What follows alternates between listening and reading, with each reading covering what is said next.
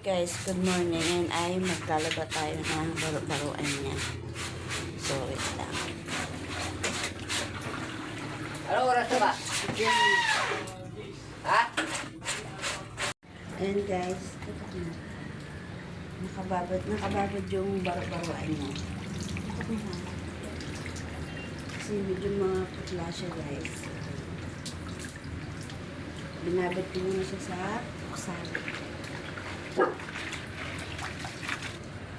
Para pag natuyo na siya, atin papagyahin. Ayan. Cute. Putik mo yun sa bambi. Ayan guys, binabad muna natin siya lahat para puting-puti pag sinuot ni baby sa delivery room.